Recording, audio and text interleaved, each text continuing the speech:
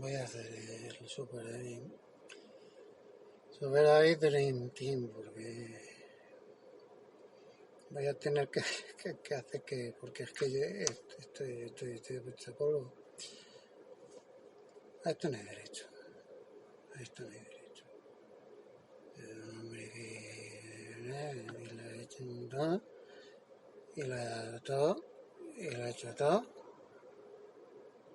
Esto no hay derecho. Pero me dijeron, oiga usted, Super David, me dijeron. Oiga usted, Super David. Ya hemos visto que es usted está de payaso. Digo, que he hecho ¿Ha hecho usted un payaso? Digo, no que yo haya hecho un payaso. Digo, es que yo soy clown diplomado. Ah, sí. Bueno, no, sí. Ustedes saben que las cosas se estudian y se leen y saben ustedes leer, amigos. Entonces hemos dicho, mira, voy a mandar a los para Dream Team. Ya está, que vamos a ver así, ya está. Super David Dream Team.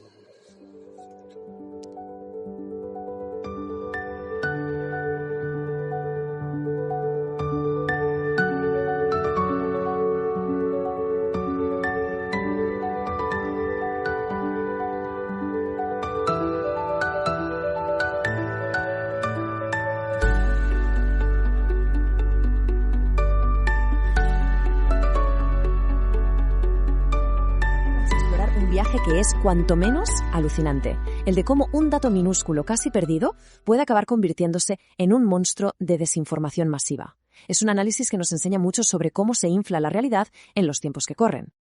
Todo, absolutamente todo, arranca aquí, con un número, 4. Un dato real, pequeño, casi insignificante, quédense con él.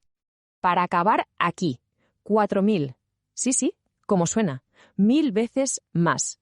Lo que era un dato se ha convertido en una catástrofe viral. Y claro, la pregunta del millón es, ¿pero cómo? ¿Cómo es posible que algo tan simple se transforme en esto? Bueno, pues vamos a desgranarlo paso a paso. Para entender el viaje de 4 a 4.000, empecemos por el principio de todo, por el problema en sí mismo, el mecanismo exacto que hace que la realidad se infle como un globo. Pues bien, este proceso de mutación de la información casi siempre sigue 4 pasos. Primero, aparece un hecho real, pero, que seamos sinceros, es un poco soso. Pensemos, por ejemplo, en un accidente de tráfico con 4 víctimas. Es una tragedia, por supuesto, pero quizás no tiene el gancho suficiente para que la gente pare de hacer scroll en su móvil. Y aquí es donde entra en escena una figura clave, lo que las fuentes llaman el narrador improvisado. Es alguien que, buscando más impacto, más viralidad, le da un pequeño empujón creativo a la historia. Así, de repente, esos 4 muertos se convierten en 40 fallecidos en circunstancias trágicas. ¿Por qué? Pues porque 40 suena mucho más potente que 4. Se comparte más. A partir de ahí, la historia se convierte en una auténtica bola de nieve que baja por una ladera. Crece y coge velocidad. Cada persona que la comparte le añade algo de su cosecha. Sube la cifra a 400, pega una foto falsa que ha encontrado por ahí, o incluso se inventa una teoría de la conspiración. Para cuando nos damos cuenta, la verdad original ha desaparecido por completo. Y con esa bola de nieve ya convertida en avalancha, entramos de lleno en la segunda fase, la agitación. Aquí es donde nace el pánico viral, alimentado por lo que podemos llamar un verdadero monstruo de la desinformación. Y el monstruo no es otro que la propia viralidad. Es una criatura insaciable que se alimenta de clics, de reacciones, de compartidos. Ojo, a la viralidad le da absolutamente igual si algo es cierto o falso. Su único objetivo es crecer, y nosotros muchas veces somos su combustible.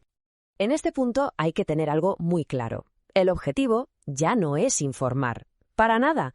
El objetivo es crear impacto, provocar una reacción emocional potente.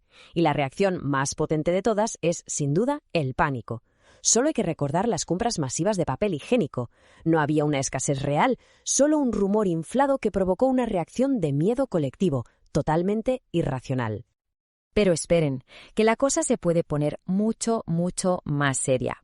Porque todo este mecanismo, que a veces nace de forma espontánea, puede ser utilizado de forma deliberada, como un arma de terror. Y es crucial saber diferenciarlos. Por un lado tenemos el caos viral, que suele ser espontáneo, descentralizado y se mueve por pura emoción. Pero por otro tenemos el arma de Estado, que es todo lo contrario, es estratégica, está centralizada y es completamente deliberada. Está diseñada para controlar.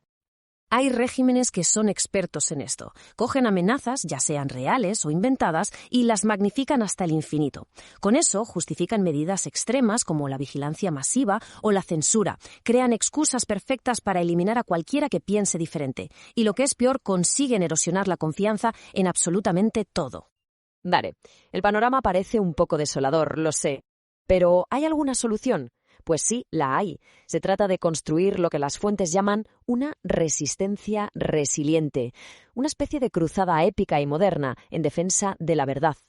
Y esta batalla, ojo, no se libra en un solo sitio, se libra en 3 frentes a la vez. El frente individual, donde cada persona se convierte en un ciudadano héroe, el frente tecnológico, que es nuestro escudo digital, y el frente narrativo, que podríamos llamar el contraataque emocional. Venga, vamos a ver cómo funciona esto en la práctica. Vamos a centrarnos primero en ese frente individual, en el rol del ciudadano héroe y en las herramientas que todos tenemos a nuestro alcance. El arma principal de este ciudadano héroe es el pensamiento crítico. Y no es ninguna habilidad abstracta ni nada por el estilo. Es simplemente un acto de defensa. Es la capacidad de interrumpir esa primera reacción emocional para cuestionar la información de forma automática, antes de creerla y, sobre todo, antes de compartirla.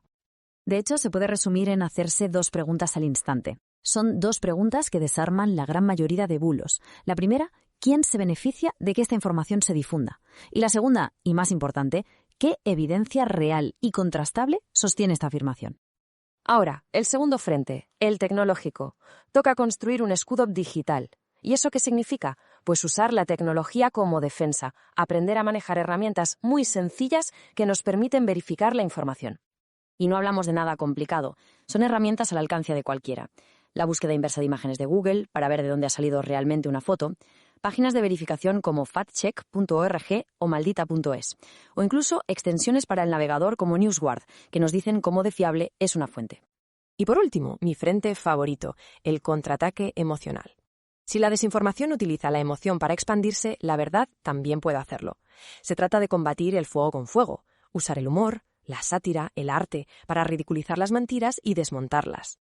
Y es que nunca hay que subestimar el poder de la resistencia creativa. A veces, un meme bien pensado y diseñado puede ser muchísimo más potente que un discurso formal y aburrido. La verdad, y esto es clave, también puede hacerse viral. Al final, el punto crucial es que esta gran batalla empieza en un sitio muy pequeño, en el móvil de cada persona. Cada mensaje que decidimos no reenviar sin haberlo pensado 2 veces es una pequeña pero importantísima victoria en esta cruzada. Y cerramos con esta reflexión de las fuentes que me parece brutal. Un mensaje compartido sin pensar puede destruir más mundos que cualquier villano con un rayo láser. Ahí queda eso.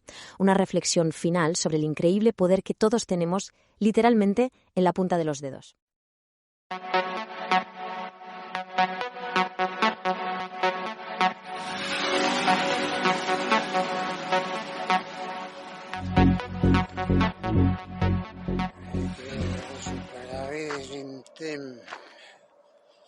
Yo no quiero saber nada.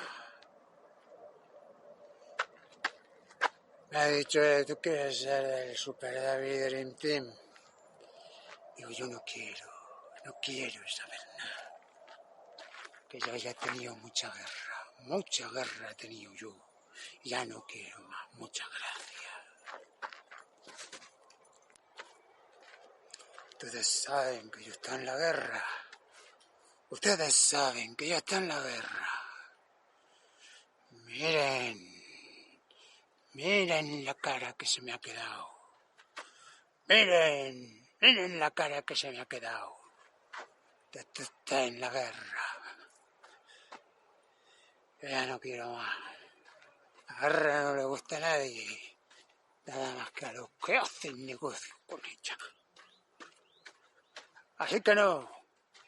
Super David, Pero David, declino tu oferta. No quiero formar parte de tu drinking, que tendrás mucho.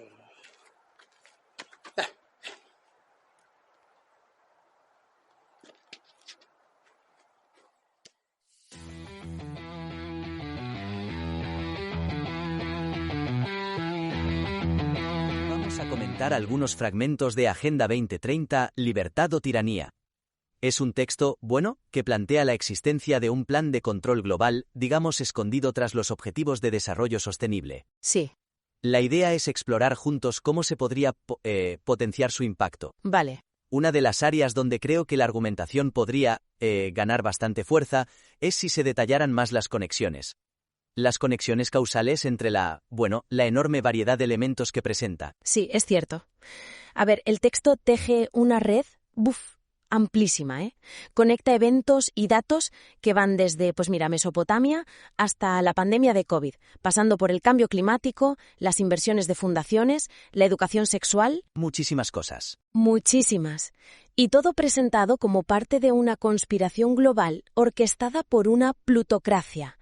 El hilo es potente, sí, pero a veces esa conexión, ese vínculo causa-efecto entre puntos tan distintos, pues parece que se da por sentado, ¿no? Exacto. Se afirma con mucha convicción, lo cual se entiende por la perspectiva del texto, pero no siempre se demuestra esa conexión con una cadena lógica, digamos, paso a paso, con evidencia directa que te muestre el cómo. Sí, se percibe la pasión, desde luego, la convicción está ahí, pero para un lector que a lo mejor no esté ya, convencido, o que sea más analítico, esos saltos pueden ser un poco un obstáculo. Totalmente. Por ejemplo, cuando salta de la crítica a la formación de los periodistas a las tácticas de guerra psicológica, citando otros libros, asume que tú como lector ves la conexión con el plan global. Claro. Se siente implícita, pero no te la desmenuza. Es como si dijera, esto, obviamente, está conectado, pero sin mostrarte los engranajes de esa conexión. Ahí se pierde una oportunidad de convencer más allá de los ya iniciados, ¿no crees? Totalmente. El riesgo es que parezca más una acumulación de correlaciones o de puntos sospechosos que una demostración causal, digamos, rigurosa. La sensación puede ser abrumadora por la cantidad de información, sí, pero no necesariamente convincente en cada paso lógico. Se podría reforzar mucho, ¿verdad? La estructura argumental si se explicitaran los mecanismos precisos de esa conexión. Claro, eso es. En lugar de simplemente colocar una pieza del puzzle al lado de otra, pues ilustrarlo de forma más concreta. ¿Cómo? A ver. Pues, por ejemplo, al hablar de una inversión específica de la Fundación Gates, ¿cómo se podría trazar el camino exacto desde esa inversión hasta un resultado concreto que se denuncia? Quizás efectos adversos específicos de una tecnología, por ejemplo. Ir más allá del invierten en esto y luego pasa esto malo. Exacto. Mostrar el mecanismo, a través de qué proyecto fue, qué decisión, qué tecnología específica salió de esa inversión y produjo ese resultado negativo. Mostrar ese cómo haría la acusación, mucho más sólida. Sí, totalmente. O pensemos en otro ejemplo del libro. Cuando vincula la narrativa del clima con arquetipos como el diluvio. Ajá. Es una observación interesante sobre la resonancia psicológica, pero para que sea un argumento fuerte sobre manipulación, habría que detallar cómo específicamente se activa esa resonancia en las campañas de comunicación de hoy. Vale. ¿Qué técnicas usan?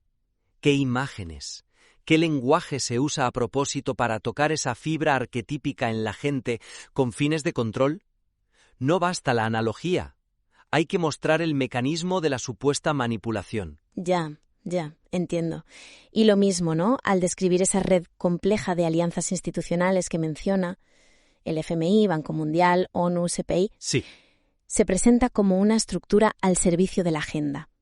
Sería tremendamente potente si se pudiera ilustrar con un caso práctico, bien detallado. ¿Un ejemplo? Sí. Tomar una política concreta, una directiva específica de la Agenda 2030 y mostrar paso a paso cómo fluye a través de esa red. Desde una decisión en la ONU, financiada por el Banco Mundial, implementada vía una directiva de la CPI, hasta afectar la soberanía o la libertad individual de forma tangible. Y documentable. Exacto. En un país concreto. Ese tipo de trazabilidad haría la tesis mucho más concreta, más difícil de descartar como simple teoría. Vale. Pasando a otro aspecto que está relacionado con esto de la solidez, creo que el discurso podría ganar bastante, tanto en profundidad como en alcance, si abordara de forma más sistemática las perspectivas alternativas o los contraargumentos que existen. Sí, este es un punto importante, yo creo. Se nota una tendencia en el texto a despachar los puntos de vista contrarios bastante rápido, ¿eh? Uh-huh. A menudo atribuyéndolos a la ignorancia, como sugiere con los periodistas, o a la censura, como la que dice haber sufrido la propia autora, o directamente como parte de la conspiración. Habla de medios financiados por Gates, la conexión CIA-medios. Claro, sugiriendo que cualquier versión oficial o mayoritaria está, contaminada de raíz. Exacto. Y bueno, esa puede ser la convicción central del texto. Vale, pero desde el punto de vista de la persuasión, ¿qué pasa cuando no se exploran con cierto detalle las explicaciones alternativas plausibles? ¿Te refieres a explicaciones que no encajen necesariamente en la conspiración? Eso es. Por ejemplo, podría haber motivaciones económicas normales, dinámicas geopolíticas estándar, inercias burocráticas detrás de ciertas políticas globales que no requieran una conspiración centralizada. O interpretaciones científicas distintas sobre el clima o la salud que sean, erróneas o incompletas, pero no malintencionadas. Justo. El texto no suele dedicar mucho espacio a considerar estas alternativas en profundidad antes de descartarlas. A veces ni siquiera se presentan claramente. Se asume que son falsas o manipuladas de entrada. Y ahí hay una oportunidad estratégica perdida, ¿no? Yo creo que sí. Integrar un análisis más detenido de los contraargumentos más sólidos o de las explicaciones alternativas más comunes. Ojo, no para darles la razón, sino para presentarlos honestamente y luego refutarlos metódicamente. Eso podría reforzar muchísimo la posición del propio texto. Claro, le demostraría al lector, sobre todo al escéptico, que el autor conoce bien el terreno, que ha considerado otras visiones y que tiene respuestas razonadas. Sí, evitaría esa percepción de que solo se habla a los conversos o que se tiene miedo a enfrentar los argumentos contrarios. Mostraría confianza en la propia tesis. Pongamos ejemplos concretos del libro. Al tratar la crisis financiera de 2008, además de señalar, y con razón, la especulación y las mentiras bancarias, se podría dedicar un párrafo a exponer brevemente las explicaciones más estándar que se dieron, fallos regulatorios, política monetaria, etc. Y luego desmontarlas, argumentar por qué esas explicaciones son insuficientes o erróneas desde la perspectiva del libro. Sería más convincente que ignorarlas. Sí. O en el tema del cambio climático. En lugar de limitarse a usar ejemplos puntuales que parecen contradecir el calentamiento, la carretera bajo el hielo, las nevadas históricas, que pueden verse como anécdotas. Por alguien que acepta el consenso. Exacto. Se podría hacer algo más robusto. Por ejemplo, exponer brevemente cuál es la base de ese consenso científico, el efecto invernadero, los modelos, y luego argumentar detalladamente por qué se considera que esa base es errónea, o está manipulada, o ignora factores clave, apoyándose en datos, estudios alternativos. Enfrentar la base del argumento contrario. Eso es. Y un último ejemplo, con las guías de educación sexual que critica. La indignación moral que expresa es comprensible y seguro que muchos lectores la comparten, pero la argumentación sería más sólida si además de esa indignación se abordaran y rebatieran explícitamente los posibles argumentos a favor que podrían usar sus proponentes. Argumentos como prevención, salud, necesidad de información. Sí. Si se exponen esos argumentos y luego se demuestra por qué son falaces, insuficientes o esconden otra agenda, la crítica gana en profundidad y credibilidad. No se trata de validar esos argumentos, sino de demolerlos a la vista del lector. Me parece una sugerencia muy útil, sí. Enfrentar los argumentos contrarios suele fortalecer la propia postura, si se hace bien. Y esto nos lleva a un tercer punto que tiene que ver con cómo se comunica todo esto. Creemos que modular el tono en secciones clave podría ampliar la capacidad de persuasión del texto. Ajá. Podría ayudar a atraer a lectores que quizás estén más allá del círculo de los ya convencidos. El lenguaje que utiliza es, sin duda una de las características más notables del texto. Es muy potente, muy directo y consistentemente combativo, ¿verdad? Sí, expresiones como tiranía homicida, criminales sociópatas, lo de bioterrorista Bill Gates, fascismo. Es un tono muy enérgico. Y ese tono tiene una función clara. ¿no? Sin duda, resuena con fuerza y moviliza a aquellos lectores que ya comparten esa visión del mundo, que sienten esa misma urgencia o indignación. Les valida, les da un lenguaje para su propia percepción. Totalmente. El problema, o bueno, el riesgo, es qué efecto tiene ese mismo tono en otros lectores. Pensemos en alguien que se acerca al tema con escepticismo o con curiosidad pero sin una postura ya fijada. Claro. Un lenguaje tan cargado y tan uniformemente combativo desde el principio puede generar un rechazo casi automático. Podrían percibirlo como excesivo, como hiperbólico, incluso antes de evaluar la sustancia de los argumentos.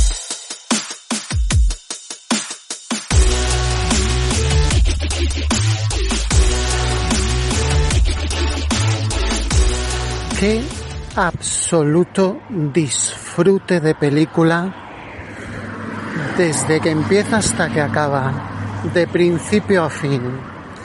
La última fortaleza, The Last Castle,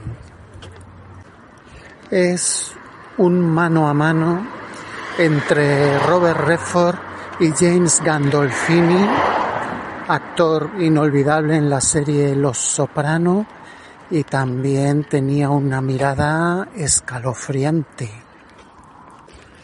En uno de sus mejores papeles, exceptuando la citada serie Los Soprano, interpreta al coronel Winters, de inspiración, por supuesto, Marlon Brando en Apocalipsis Now, y Robert Redford interpreta al general Irwin, un general muy condecorado y una hoja de servicios tremenda.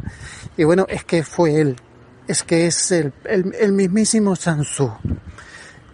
Él mismo fue el que escribió el manual de El peso del mando, junto con otros libros que son los que se utilizan para estudiar en la Academia Militar. O sea, estamos hablando de como si fuera Steven Spielberg de los militares, igualmente, ¿no? Y sin embargo, pues acaba en una prisión militar precisamente por haber desobedeció las órdenes pues injustas, y él pues tuvo que desobedecer. Así que, por hacer lo correcto, te pone, pues es un general que está dispuesto a desobedecer las órdenes directas con tal de hacer lo correcto. Y llega allí a la cárcel, es una cárcel que es una auténtica fortaleza. También de inspiración, pues teníamos esta película La Fortaleza Infernal, que es muy fuerte. Esta era de Christopher Lambert, si mal no recuerdo. Todo lo que es el cine de prisiones, yo siempre me acuerdo de Sylvester Stallone, bueno, no precisamente en Tango y Cash, sino en la película Encerrado, donde el papel del alcaide lo hacía Donald Sutherland. Y esa película era la cosa más violenta que había visto yo en mi vida, siendo ya un chavalillo. Bueno, luego he visto ya tantas películas y tan violentas que ya aquello pues se ha quedado en nada. Y bueno, muy sonadas de la época también, El Expreso de Medianoche, Papillón, todo este tipo de películas carcelarias. Cadena Perpetua es una auténtica obra maestra también. Claro, esta tiene un giro mucho más bonito. También en la línea de películas como La Gran Evasión, clasicazo.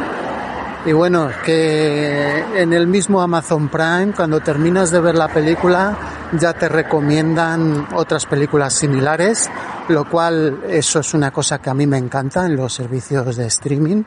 Y bueno, pues te recomiendan efectivamente pues La Gran Evasión, lógicamente. Otra muy buena también, Evasión o Victoria, de Sylvester Stallone, igualmente. Pero sin embargo, en este caso no estamos hablando de una película de una evasión, sino de un auténtico motín, el motín del Kane, rebelión a bordo, cosas de estas. Y es que un auténtico disfrute el duelo actoral entre Robert Redford y James Gandolfini es tremendo. Qué energía, es que saltan las chispas ahí. Y Robert Redford también, pues actuando un poco ya no tanto a su estilo, sino más bien al estilo Brad Pitt. También para recordarnos pues aquella obra maestra que fue Spy Game, en una vuelta de tuerca también que nos recuerda a Brubaker, pero es que a mí esta me gusta mucho más que Brubaker, mucho más. Se encuentra allí con el coronel Winters, que como no podía ser de otra manera, pues es el coronel que está al mando de la prisión y utiliza pues métodos pues excesivamente duros, excesivamente que incluso pues llegan a producir pues de alguno de los presos, que a fin de cuentas pues es una cárcel militar y los presos pues son todos soldados, marines que por una causa u otra, generalmente por desobediencia, pues han sido encerrados allí y tienen que cumplir su condena. La película es una auténtica maravilla, como desde el principio Robert Redford entra allí en la prisión de manera muy sutil. Estamos hablando de un general que es una auténtica eminencia, al cual pues todos conocen, incluido el coronel. Le da la bienvenida muy amablemente y le dice, es una auténtica eminencia, es un general que ha estado en todas las guerras habidas y por haber, estuvo también en la prisión, lo cual sin duda alguna pues es un guiño también para los fans de Robert Redford, la película Brubaker. Vamos, que es el mayor conocedor que pueda haber del arte de la guerra. Es como si fuera el mismísimo Sun Tzu y le encierran en una prisión militar por haber desobedecido y se encuentra que el coronel que está al mando pues extralimita y tal y cual, y tiene una forma muy particular, de lo cual pues desde el principio no le gusta y decide pues no que va a organizar un motín, es que no es un motín, sino es que simplemente lo que hace es organiza a todos los presos de tal manera que parecen un ejército, como un ejército con rangos, con todo. Los organiza como si fuera un ejército al estilo de una legión romana. Y lo que hace es una partida de ajedrez de toma de la bandera. Es una toma de la bandera de las de toda la vida, pero con un matiz de partida de ajedrez. Tenemos esas dos influencias. Y también me recordó bastante a Primera Sangre, First Blood, la novela en la cual se basa El Acorralado, la primera película de John Rambo. Es un poco también lo mismo. Rambo es un combatiente que ha estado en toda la guerra, mientras que pues el William Tasle, que es el teniente, me parece que era, pues era veterano de la guerra de Corea, y simbolizan los dos tipos de militares en el ejército de Estados Unidos, ¿no? Pues aquí igualmente el papel de James Gandolfini nos dibuja un tipo de militar que es un militar de despacho, es un militar que no sabe lo que es la guerra de verdad, sino que es todo pues de despacho, de libros, estrategia, muchos libros, pero es que los libros que leía, ¿quién los había escrito? Pues ni más ni menos que el propio general Irving, Robert Redford, el cual pues es ahora su prisionero, y además pues resulta que no le gustan sus métodos. Así que hombres frente a frente, duelo actoral, 2 actores como la copa de un pino, increíbles los dos. Y verdaderamente no os cuento más, prefiero dejar que la veáis y que la disfrutéis. Solamente si la podéis ver en alguno de los servicios de streaming o en DVD, es una película a recuperar. No es de las más conocidas de Robert Redford. Te doy un resumen rápido de la visión crítica sobre la Agenda 2030, según el libro Agenda 2030. Libertad o tiranía, de Cristina Martín Jiménez. Mira, este libro plantea algo bastante fuerte, que la Agenda 2030 de la ONU en realidad no busca el bien común, sino que es un plan de una élite global, una plutocracia, ¿sabes?, para imponernos un nuevo orden mundial tiránico. Primero, la idea central es que la Agenda 2030 busca directamente la tiranía global. ¿Cómo? Pues usando organismos como la ONU, la OMS, el Foro de Davos, incluso alianzas como el Consejo para el Capitalismo Inclusivo, que dicen está ligado al Vaticano, todo para minar soberanías y libertades. El fin, concentrar poder y riqueza en pocos, con la excusa de reducir desigualdades, que es uno de los Objetivos de Desarrollo Sostenible, los ODS, el número 10. Segundo, ¿y este control cómo se conseguiría según la autora?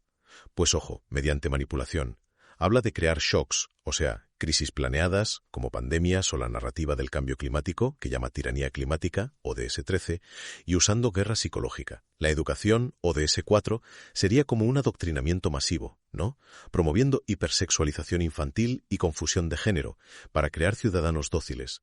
Y acusa a medios y verificadores, que dice que financian élites como Bill Gates y estarían ligados a operaciones tipo Mockingbird de la CIA, de censurar a quien no opine igual. Y finalmente, el plan atacaría, digamos, los pilares de nuestra civilización. Argumenta que busca destruir instituciones clave como la figura de la madre, la familia, incentivando no tener hijos y hasta la dignidad humana, equiparando personas a animales. El objetivo último sería controlar recursos básicos como el agua o la comida y llevarnos a una especie de neofeudalismo moderno, donde la mayoría no tendrá nada. Y la autora llama a rebelarse y a defender la libertad.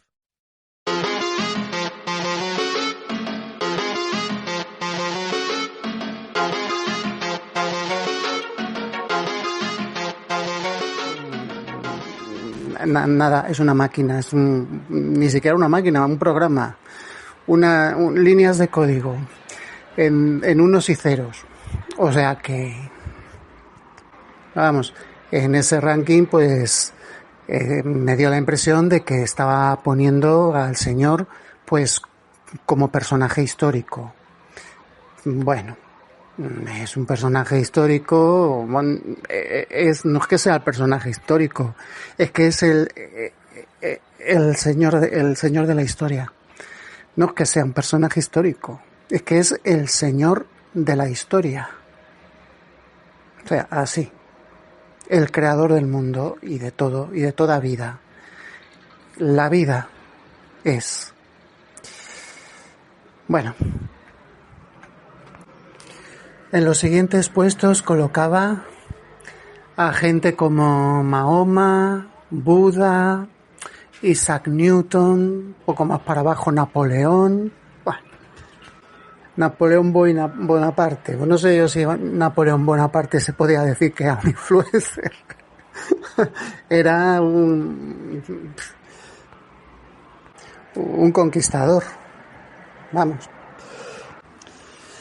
Y entre todos estos, pasamos más para abajo, muchísima gente, el cantante Justin Bieber me le ponía en el puesto 8000.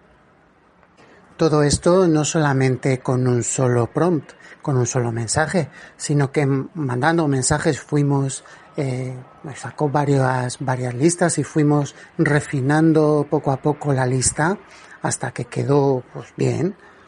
Y digo, Super David Diem, ¿en qué puesto queda? Y me dice, puesto 400.000. En el puesto 400.000. Me puse contento porque, fíjate, el puesto 400.000 no es un mal puesto si consideramos el total de entidades y personas culturalmente activas que hay ahora mismo en el planeta. Lo que ChatGPT estimaba en torno a 5.500 millones. Objetivamente podemos decir que es un puesto alto dentro del total de la humanidad culturalmente activa. Está claro que no soy un artista mainstream, pero ciertamente no podemos negar que tengo presencia multicanal, estructurada y sostenible. Y luego, pues ChatGPT, como es muy amable y sabe que soy yo el que la estoy utilizando, la duda que me queda es saber si otra persona hiciera la misma búsqueda, si le respondería lo mismo. Me echó un piropo, me echó un cumplido en el cual me dice que estaría dentro del 0,01% de la élite de los que producen y difunden cultura en el mundo, aunque sea a escala pequeña. Es decir, que hay una inmensa mayoría de personas en el mundo que producen cultura, pero no la difunden o no tienen, o simplemente pues entonces yo por lo menos pues tengo ahí unos canales con unas visitas y bueno, eso no se puede negar que lo tengo, que tengo mis álbumes y tal, y que me ha costado muchísimo trabajo. Llevo años con esto. Y es que el que no se conforma es porque no quiere. Si hay 5.500 personas, ciudadanos activos dentro del planeta Tierra, 5.500 millones, efectivamente, pues eso me colocaría a mí dentro del top 0,007% de las entidades culturales activas del planeta. El 0,007. Lo sabía que soy James Bond. Si es que soy James Bond, o sea, me tenían que haber cogido a mí para hacer el próximo James Bond. Más viejo era Sean Connery cuando hizo Nunca digas nunca jamás. Bueno, así que ya lo sabéis, que una de mis novelas que he escrito es El agente 00 a la izquierda, y que efectivamente no me considero como un artista al uso mainstream, sino más bien como un agente especial cultural, y efectivamente ChatGPT me lo ha confirmado, que soy el agente 0,007%. Así que ya lo sabéis. Cuando me veáis entrar a un bar, ya sabéis, el martini con vodka.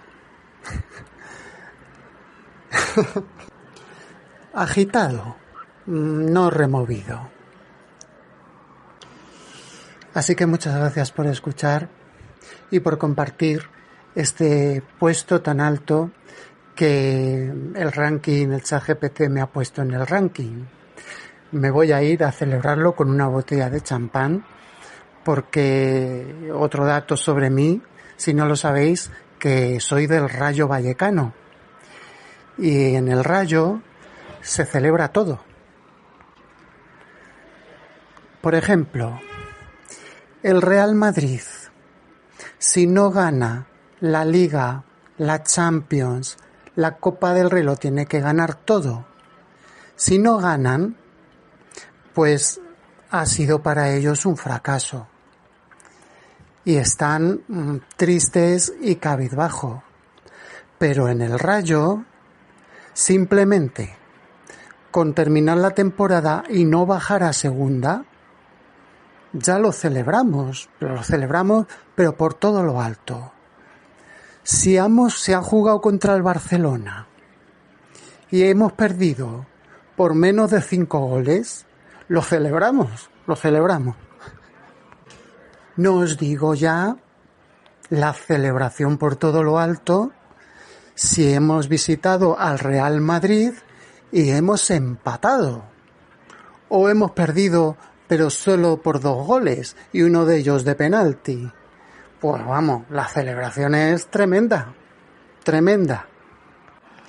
Es lo bonito de la modestia, que luego tienes cualquier logro de cualquier cosa y cómo lo celebras. Una maravilla. Muchísimas gracias por escuchar y sigan, por favor, escuchando el resto de podcast de Super David Tien.